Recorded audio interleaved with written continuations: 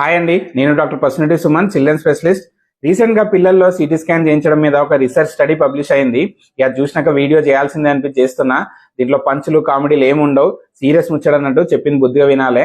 So ఈ research ఏం చెప్తుందంటే, పిల్లల్లో and adults up to 18 years వరకు ఒకసారి సిటీ స్కాన్ చేయించిన వాళ్ళలో అండ్ సిటీ స్కాన్ చేయించుకొని వాళ్ళతో కనుక కంపేర్ చేస్తే క్యాన్సర్ రిస్క్ డబుల్ ఉందంట.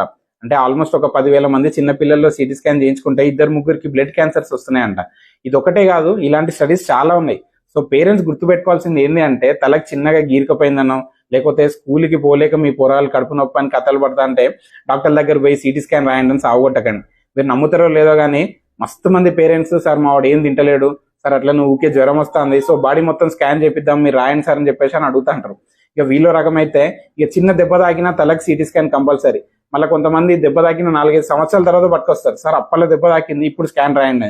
ఇక ఇటువంటి కథలు పడే పేరెంట్స్ గుర్తుపెట్టుకోండి, ఈ ఒక్కసారి బ్రెయిన్ కి సిటీ స్కాన్ చేస్తే ఎంత రేడియేషన్ తెలుసా? ఆల్మోస్ట్ 200-300 ఎక్స్రేలతో సమానం.